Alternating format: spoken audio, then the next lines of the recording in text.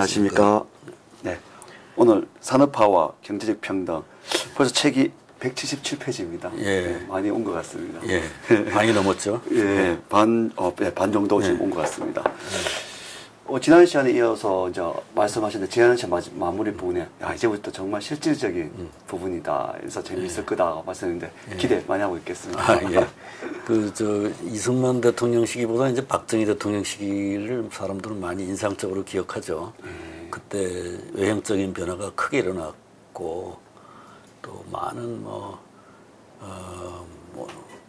대외적인 팽창이랄까 뭐 이런 것도 일어났고 해서 많은 사람들한테 영향을 끼쳤기 때문에 그리고 그때는 또 어쨌든 전쟁은 없었고 모든 게 경제적인 성장, 번영 뭐 이게 이제 진행되는 과정이었으니까 그럼에도 불구하고 또 좌파 쪽에서는 뭐 그 시기를 완전히 악의 무리들이 지배하던 시절처럼 또 이렇게 오늘날까지 까만색으로 칠해서 국민들한테 선전을 하고 있습니다만은 지금도 그런 정부가 청와대를 차지하고 있는데도 불구하고 또 토요일마다 태극기를 들고 나오는 사람들은 이제 박정희 대통령의 치적을 존경하는 사람들이 또 대부분이잖아요, 그죠? 네, 맞습니다. 그러니까 아주 두 갈래로 딱 나눠지는 그런 인식을 갖고 있는 그 시대에 대해서 이제 말씀을 드리겠습니다. 오늘부터.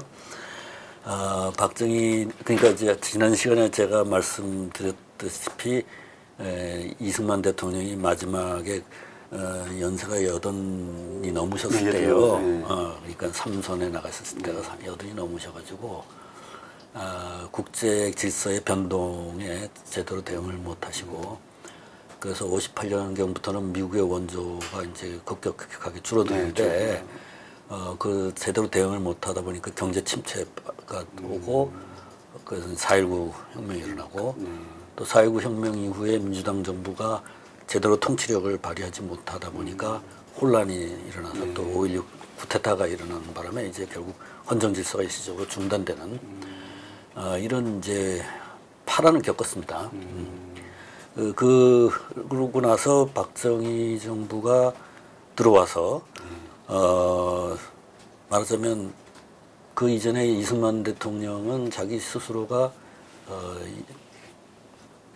독립운동을 했던 그런 권위를 갖고 있었죠. 독립운동가로서요. 그래서 누구나 다 이승만 대통령을 지지하는 사람이 뭐 대다수였고 마지막에 선거에 문제가 있었다고 해도 그건 부통령 선거에 문제가 있었던 거지 대통령 선거에서는 뭐 압도적인 지지를 여전히 받고 있었고 또 이분은 대중연설도 잘하고 그래서 민주주의적인 전국을 이끌어갈 수 있는 권위와 능력을 다 갖추고 계셨던 분이죠.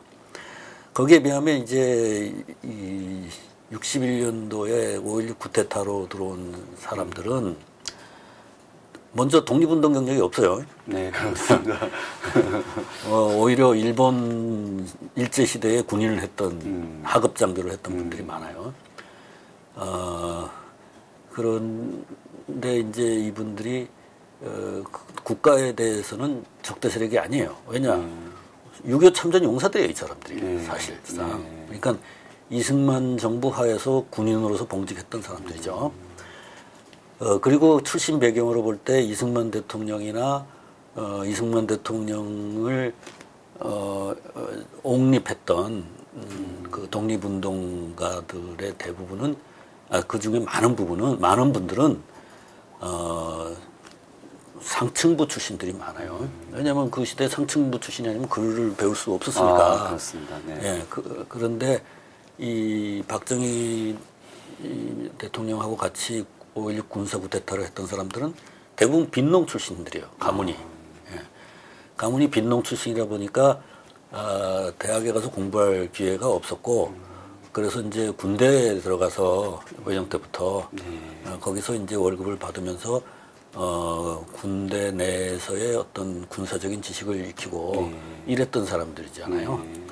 그래서 이제 해방 이후에도 이 사람이 그대로 또 군문으로 들어가서 거기서 이제 그 미국 쪽에서 이제 우리나라 군대를 근대화시키기 위해서 미국에 유학도 보내고 이렇게 해서 이제 나름대로 근대적인 지식을 쌓긴 쌓았는데 이 사람들은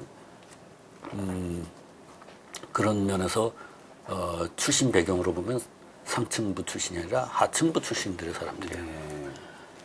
그러니까 상층부 사람들이 만약에 이승만 대통령 때 농지개혁이 없었다면 상층부의 세력이 공고해서 아마 하층부에서 이렇게 치고 올라오기가 어렵겠죠. 그런데 이제 이승만 대통령 때 농지개혁으로 해서 이제 지주층이라는 게 없어지고 나니까 하층 사람들이 구테타를 통해서라도 아무튼 상층부로 올라오는 이런 현상이 일어났다고도 우리 볼 수가 있어요.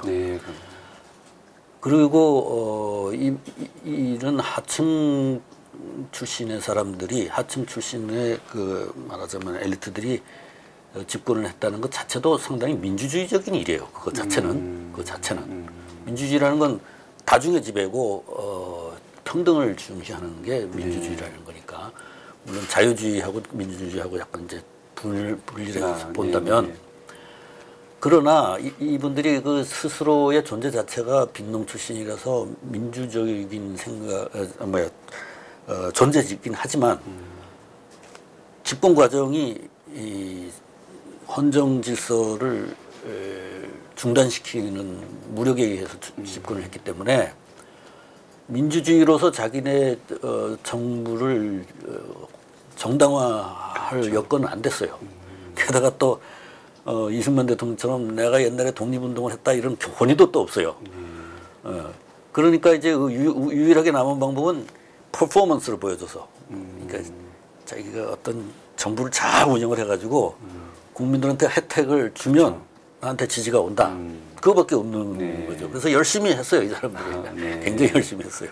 그래도 또 배경이 그렇죠. 들어가니까 이해가 됩니다. 물론 뭐 저는 이승만 정부 열심히 안 했다는 건 아니지만 이 양반들은 이제 구체적으로 물질적인 것으로 자기의 정당성을 입증해야 될 필요가 절실했던 사람이에요. 근데 성과를 내야 되는 그렇죠. 성과를 내야 되는 거예요. 바로 일반 우리 기업처럼.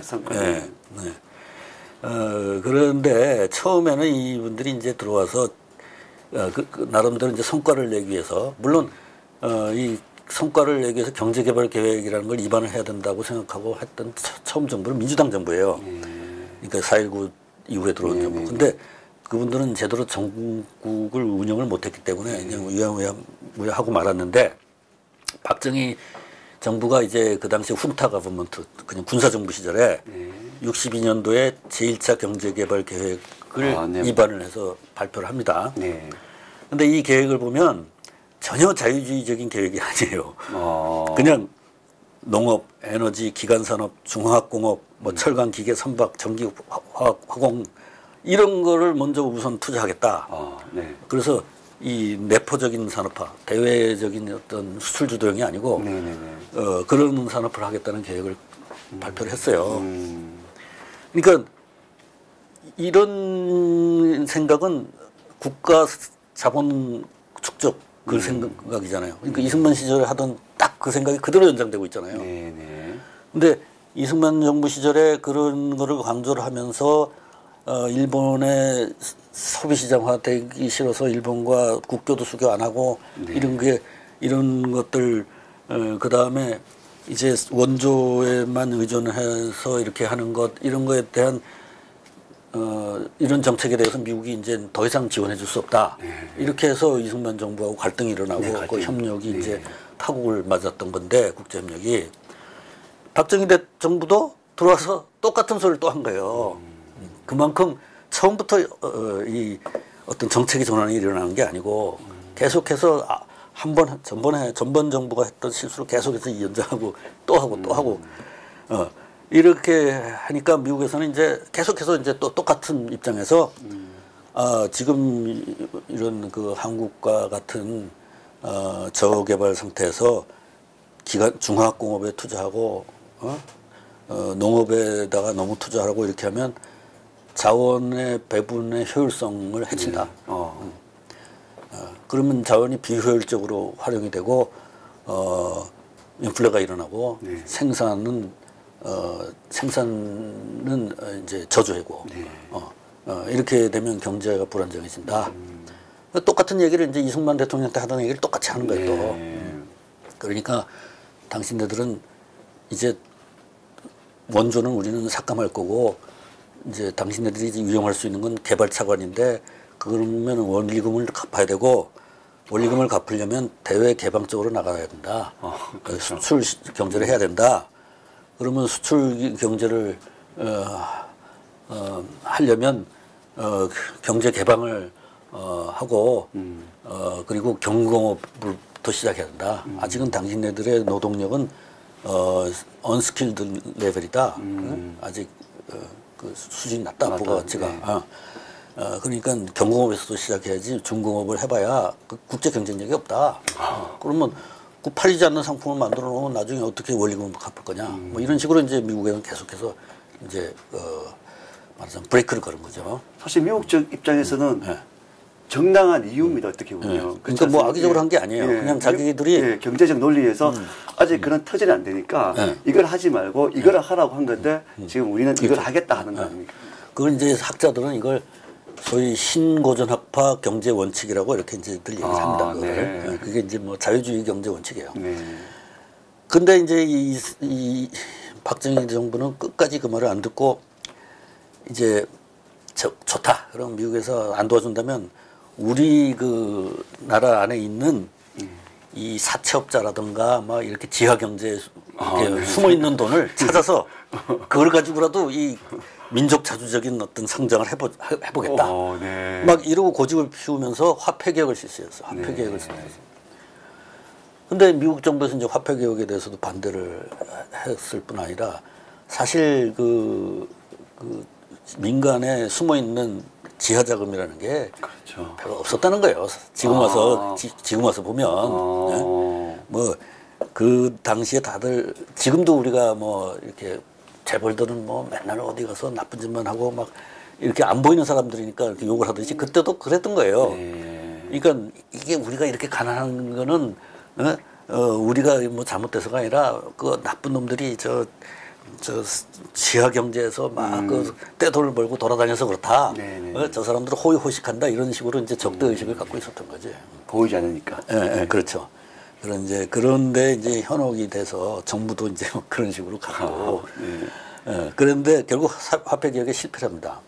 지난번에 북한도 실패했듯이 김정일도 실패했듯이. 그러니까 이게 개방이라는 게 그게 쉬운 일이 아니에요. 하기 싫어요, 개방이라는 건. 누구나, 위정자들은. 왜냐하면 개방을 해놓고 나면 자기 권위를 유지하기 어렵고 질서를 유지하기 어려워요. 그렇죠. 왜냐하면 뭐 그 변수가 많아지거든. 개인들이 막 지 맘대로 해외 들락거리면서 자기도 모르는 사이에 막 무슨 일을 꾸미고 다니는데 그걸 자기가 그런 상황에서 통제 안 되는 상황에서 자기가 통치를 한다는 걸 두려워한다고 지배자들은. 그렇다면 지금 북한에서 개방 저 자체도 사실 그렇죠. 그러니까 지금 북한에서 개방을 못하는 거는 용기가 없는 거예요. 네. 체제를 유지해 나갈 용기가 없다는 얘기. 그렇죠. 그러니까 체제를 내가 유지하다가 실패를 했을 때는 내가 죽을 수 있다. 이런 용기를 가져야죠. 그게 영웅이지.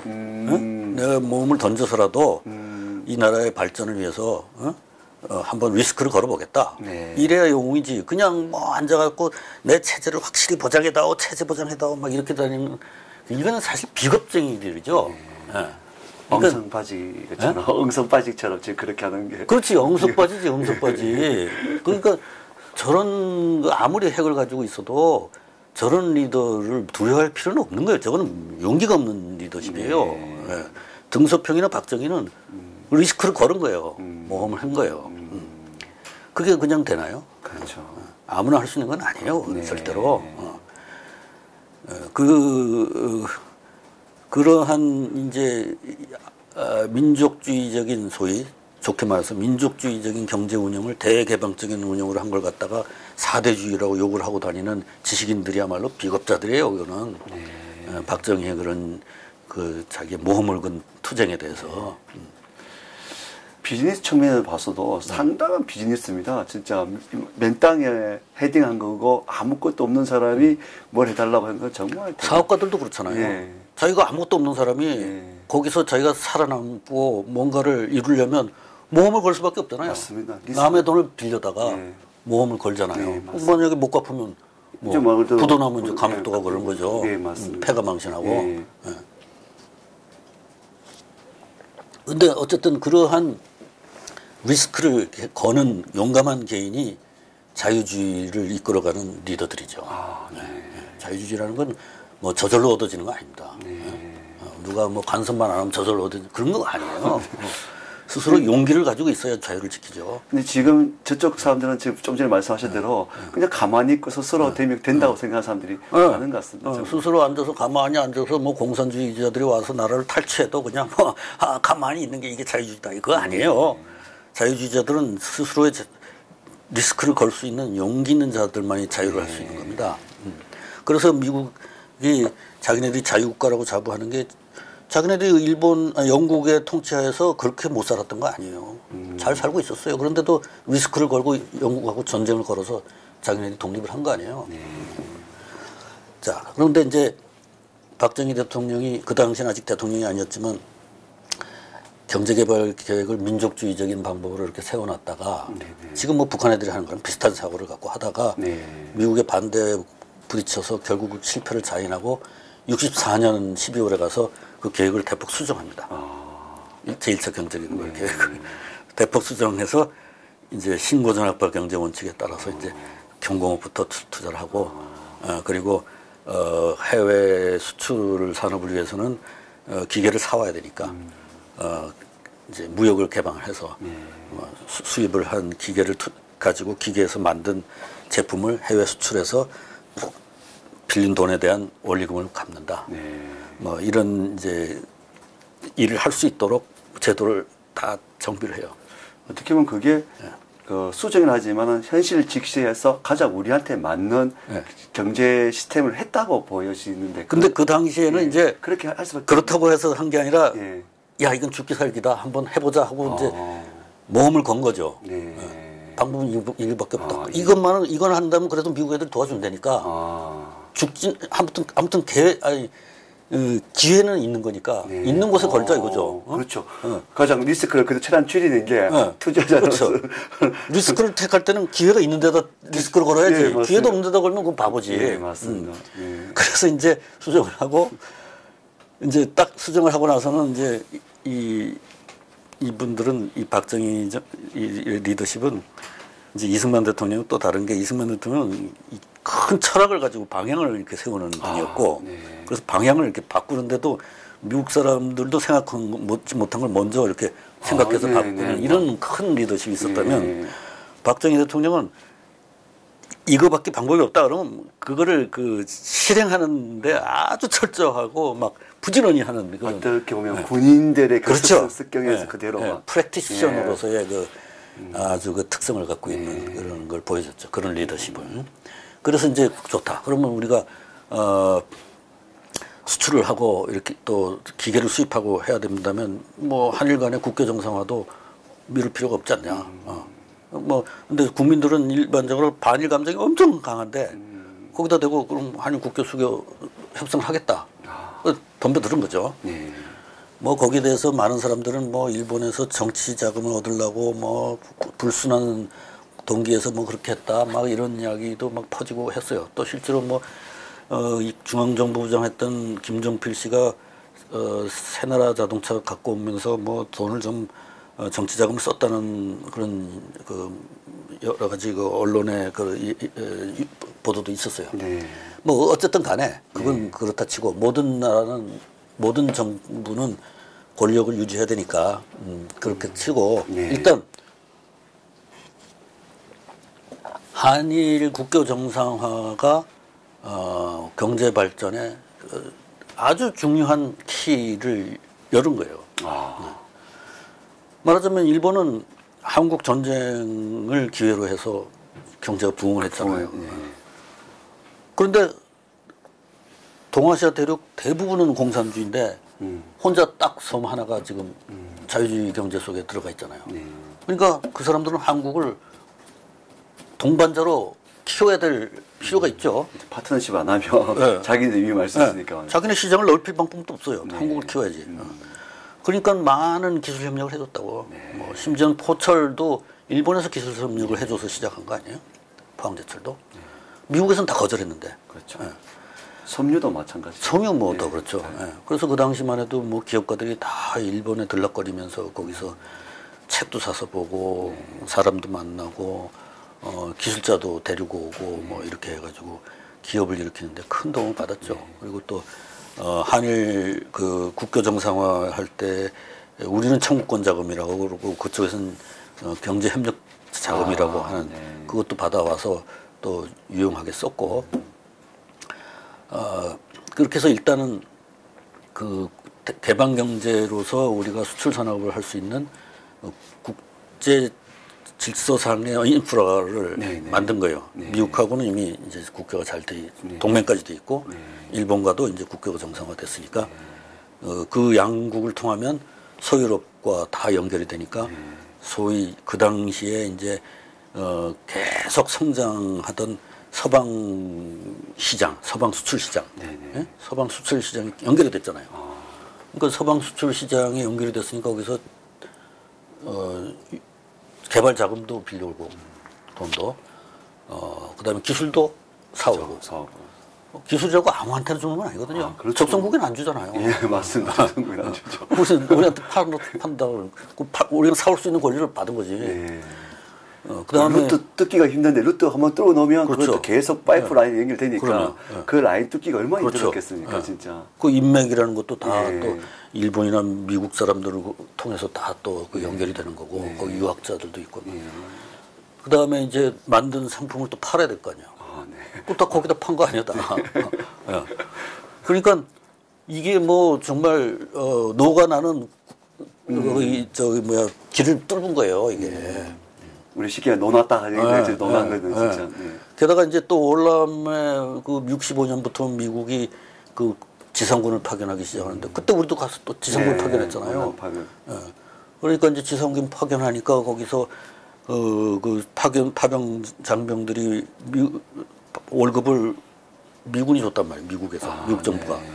그럼 그 중에서 이제 전시수당 같은 거는 그 장병들한테 안 주고 정부에서 그냥 가지고 와서 그 투자 자금으로 썼다 이거죠. 그 다음에 그 우리 군대가 거기서 싸우니까 기업들이 가서 그 미군 그 뭐야 그 군납을 따올 수 있잖아요. 우리 기업들이 가서 그렇죠. 그렇게 해서 이제 월남전 경기를 또 우리가 획득했잖아요. 한번 부엉을 또 타서 또 올라가는 업그레이드가 되는. 그래서 이제 이게 나름대로 말하자면 서방 국제사회에 우리가 적극적으로 참여한 거죠. 반공을 해서 우리는 군대를 보내서 이 자유주의 세계를 지키기 위해서 우리는 적극적으로 이렇게 한다. 그러니까 뭐 권리를 갖고 있는 거지. 그러니까 경제 활동을 하기가 너무 좋죠. 이렇게 해서 소위 이제 자유주의 국제 질서라는데 우리가 딱 연결이 돼가지고 그 서방 시장의 팽창과 함께 우리도 그 기회 속에서 경제 개발에 성공을 한 거죠. 쉽게 눈도장을 딱 받은 거예요. 이상하게 받는데 얘들은 정말 반공 의지가 있고 정말 열심히 해. 이런 식으로 눈도장을 딱 받은 겁니다. 그렇죠. 그런데 이제 65년부터 우리 그래프를 보면 이 임금과 생산성이 이 곡선이 올라간다고 이렇게. 그래서 이제 그 경제가 로스토의 뭐 3단계인가 5단계죠. 5단계 그 론에 의하면 이제 경제가 자본주의 경제가 발달하려면 일정 순간부터 도약 단계로 들어가면 이게 급속도로 성장이 올라가면서 이제 산업의 그 가동 가속이 붙는다 하는데 우리가 대개 한 65년경부터 이 도약 단계에 들어간 걸로 이제 봅니다. 그러다 보니까 67년도에 대통령 선거를 했는데 여기에서 박정희 대통령이 압승을 합니다. 농촌이고 도시고 뭐 워낙 잘 불구하고 눈에 보이니까 이제 말의 성과가 난다. 실업자가 눈에 보이게 없어지고 농촌에 있는 사람들이 많은 사람들이 그 농촌에 할 일 없이 그냥 이렇게 있는 잉여 노동들이 많았는데 이 사람들이 이제 직업을 찾아서 도시로 막 몰려오는 이런 현상이 이제 일어나기 시작한 거죠. 그러니까 이제 성장의 과실이 이제 농촌이고 도시고 이제 그게 가면서 압승을 하게 된 거죠. 그래서 이제 이때 이제 박정희 정부는 이제 그 한번 리스크 테이킹을 했던 정책에 전환을 했던 그것이 잘 됐구나. 그 성과를 이제 본 거예요. 그렇죠. 성취감을 느끼게 된 거야. 그리고 이때까지 서방 시장이라는 게 안정되게 계속 성장을 해줬기 때문에 우리는 그 혜택을 잘 본 거예요. 근데 그게 그런 안정적인 성장이 한 50년대부터 60년대까지 20년 정도 지속됐는데 우리는 사실 끝머리만 덕을 본 거예요. 앞부분은 우리 혼란 상태에서 이제 못했고 이제 그 끝머리라는 게 69년도 되면 닉슨이 괌 덕트린을 발표하면서 이제 월남전 철수로 들어갑니다. 월남전은 이길 수 없다. 이길 수 없다면 우리는 명예롭게 철수하는 방법을 찾아야 된다. 그래서 월남을 뒤에서 지원하고 있는 중국과 소련하고 마쿠 접촉을 해서 이제 군대를 철수할 수 있는 여건을 만들고 있었어요. 닉슨 정부는. 그러니까 우리도 이제 다급해졌죠. 우리도 월남에 군대가 있었고 월남이 만약에 공산화된다면 한반도에서도 김일성이가 야욕을 부릴 가능성이 많다. 봤으니까. 봤으니까.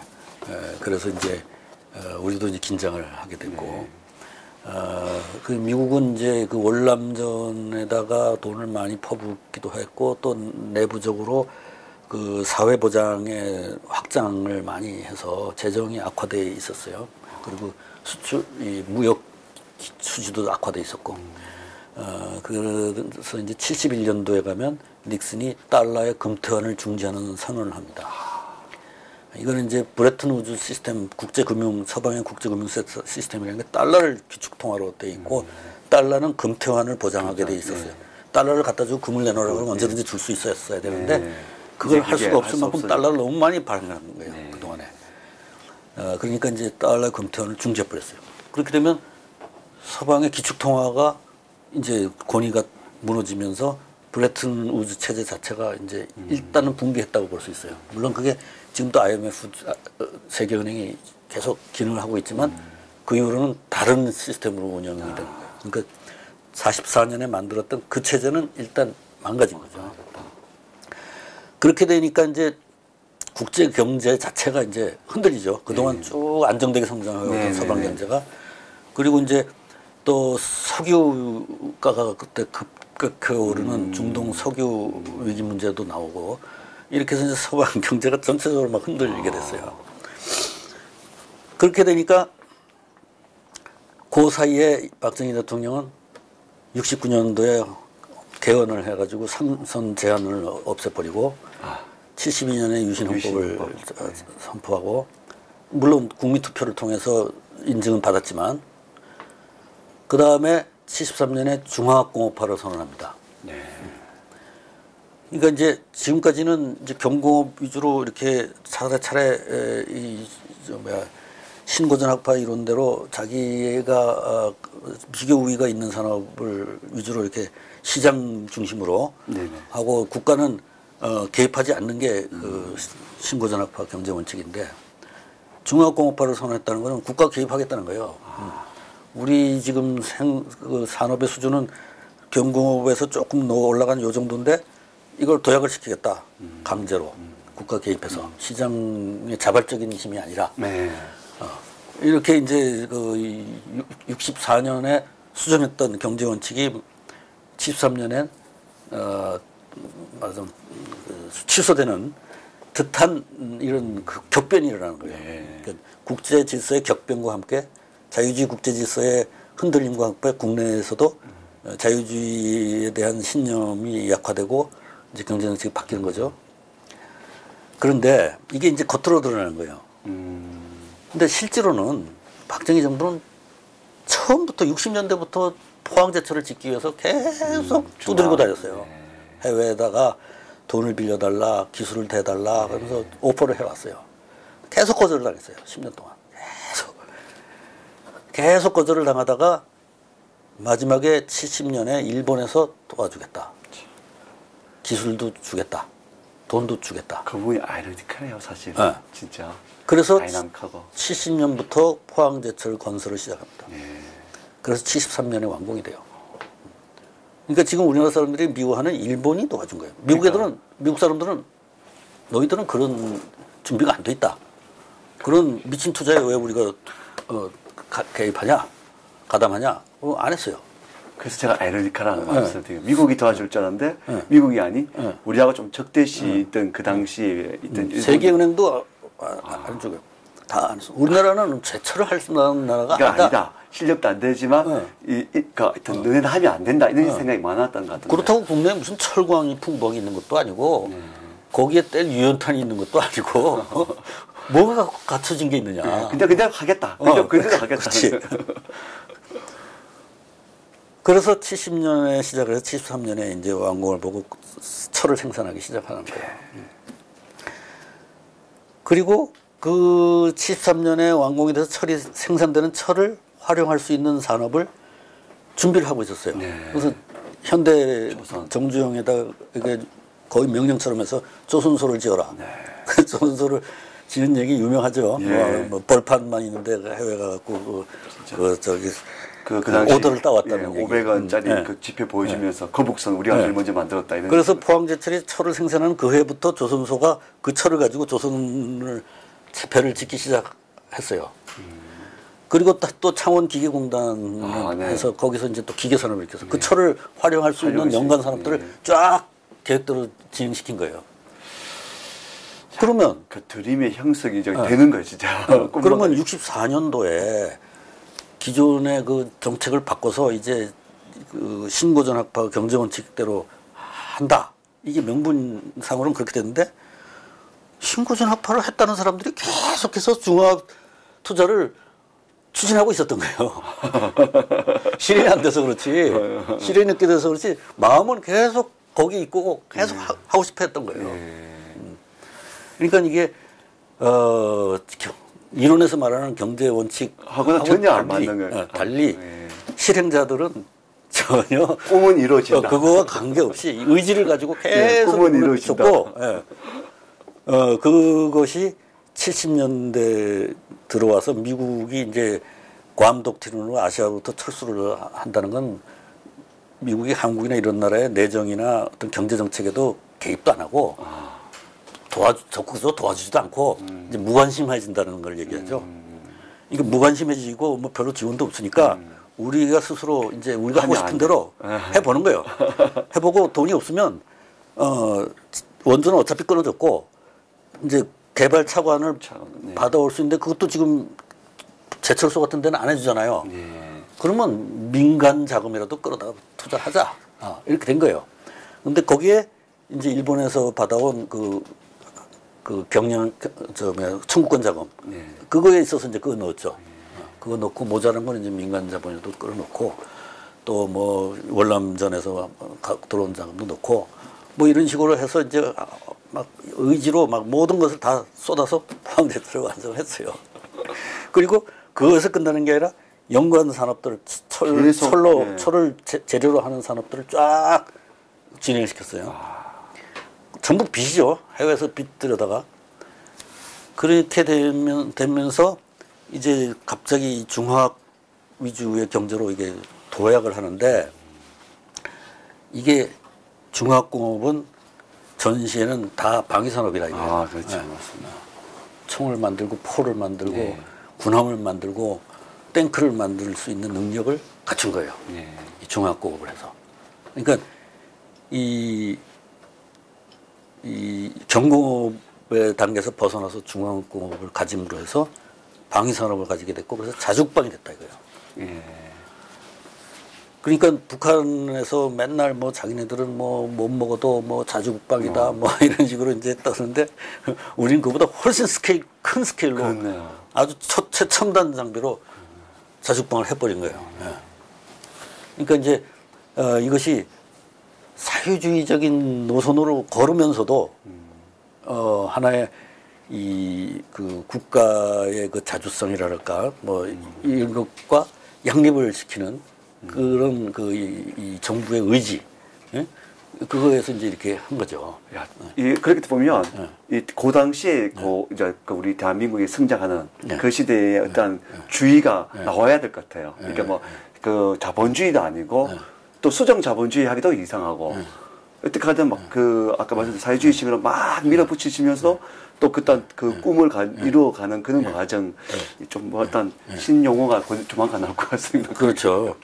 그거를 이제 저는 이제 이걸 갖다가 하나의 경제적 민주주의의 하나의 전통의 연장이라고 이제 본 건데, 말하자면 경제적 민주주의의 세 가지 요소 중에 하나가 국가 건설, 국가 자본 건설이잖아요. 이 국가 자본이라는 것을 건설했다 이거예요. 말하자면 지금으로 치면 그때 정부에서 그 요구를 거의 명령하다시피 중앙 투자를 하라고 큰 기업에게 얘기를 했어요. 물론 모든 기업을 도와준 건 아니에요. 그 중에서 부패했던 기업, 해외에서 자금을 갖고 와서 생산에다 투자하지 않고 공장에다 투자하지 않고 착복을 했던 사람들, 이 사람들은 다 도태시켰어요. 조사를 해가지고. 그리고 남은 게 지금 재벌들이에요. 이 사람들은 정상적으로 기업 활동을 했던 우수한 기업입니다. 그래서 이 사람들 지원한 거예요. 그리고 근데 이 사람들도 중하게 투자하기에는 너무 리스크가 커서 그렇죠. 하기 싫어했는데 그렇죠. 이 국가에서 필요하니까 해라 하고 명령을 하고 거기에 대해서 자금 지원을 해주고 여러 가지 혜택도 좀 주면서 혜택 그러니까 시장의 독점적인 지위도 보장해주고 해줬어요. 그렇게 해서 이제 이 재벌들이 컸는데 이 중화공업화 과정에서 큰 거예요. 재벌들은 그 전까지는 작았어요. 네. 초과하는 기업들이 그렇죠. 저건 또 작은 기업들이 할 수 있는 거 아니니까 맞습니다. 이게 팽창을 한 거예요. 70년대. 그러면 그 자기 자본으로 그게 돼요? 안 되잖아요. 그렇죠. 전부 가져와야 돼요. 조달한 자본, 외부 자본으로 한 거 아니에요. 빚이죠. 네, 전부 빚이죠. 그 빚을 가져올 수 있게 주선해 준 건 정부예요. 그리고 거기에서 중화학공업을 하려면 스킬드 레이버가 필요해요. 숙련된 노동자들이. 공업고등학교를 나온 사람. 정부에서 공업고등학교를 지어서 배출을 해줬잖아요. 공업고등학교 학생들한테 학자금을 줘서. 기능인을 양성. 그래서 기능대학도 그때 짓고. 그래서 우리나라 기능대회에서 세계에서 막 1등하고 하는 지금도 아직까지. 그때 그렇게 된 거 아니에요. 그러니까 이거는 기업들 니네도 혼자 한 게 아니다. 정부에서 하라고 했고 지원했다. 또 국민들도 그만 따라갔었고. 그러니까 그렇죠. 그러니까 이게 과연 이게 그 프라이빗 캐피털이냐, 퍼블릭 캐피털이냐 이게 지금 모호한 겁니다. 예, 그래서 제가 아까 또 여쭤본 겁니다. 지금 이게 물론 정부 기업은 아니지. 예. 민간 기업이에요. 민간 기업이에요 분명히. 예. 그런데 과연 박정희 대통령 그 사람들을 어떻게 생각했겠나? 이거는 민간 기업이라 하지만 사실상 이건 정부 기업 반정부 기업이야 이렇게 생각했을 거다 이거예요. 그렇죠. 그래서 뭐 필요할 뭐 맨날 방위성금 내라 뭐 무슨 수혜성금 내라 뭐 맨날 명령했어요. 그러면 갖다 바쳤어 계속. 또 그만큼 벌어들이니까 또 드릴 수밖에 없을 것 같습니다. 그럼 자기네들 또 재미가 있지 또 뭐 그렇게 해서 발전했으니까. 그래서 우리나라의 재벌들을 지금 현재 와서 우리가 이게 뭐 반민중적인 것이냐 또는 반민족적인 것이냐 그건 아니라는 거예요. 이건 뭔가 그 경제적인 민족주의 우리가 그 세계적으로 경쟁을 할 수 있는 기업을 가져야 됐다는 거. 또 우리가 자주국방을 하려면 중화공업을 할 수 있는 기업을 가져야 되겠다는 거. 이런 집단적인 의지로 이걸 키운 기업들이란 말이에요. 그리고 또 굉장히 정부가 간섭을 해왔어요. 기업 경영에. 끊임없이. 심지어 또 바뀌기도 했지 않습니까? 이렇게 막 우리 시계에 낙하산 인사라해서 그렇죠. 그런 식으로 또 바뀌기도 했지 않습니까? 그 뭐 정부 관료들한테 앞에 가서 뭐 회사 사장들이 가서 뭐 이렇게 굽시고 그랬잖아요. 그런데 이거를 그러면 이제 지금에 와서 이걸 민간기업으로 해야 되냐, 그렇지만 공기업이라고 봐야 되냐. 예? 그 중간 어중간한 어디거든요, 이게. 민간기업은 맞는데, 형식상, 또 법적으로. 근데 이게 서양에 있는 민간 기업하고는 그 생긴 역사적인 연원이나 모든 게 지금 또 다르고 또 재벌 기업의 그 오너들도 행동하는 걸 보면 서양의 그 민간 기업 오너들처럼 행동하지도 않아요. 그렇죠. 그렇잖아요. 예. 그렇게 자유롭게 행동하지 않는다고 사람들이. 그래서 이제 그러한 그 연원이 이때 이렇게 됐다는 거. 그리고 이제 그 이후로 세월이 많이 흘렀지만 이거를 우리가 이 모호한 그 위치를 우리 대기업들의 위치를 아직도 정리를 못 하고 있다는 거.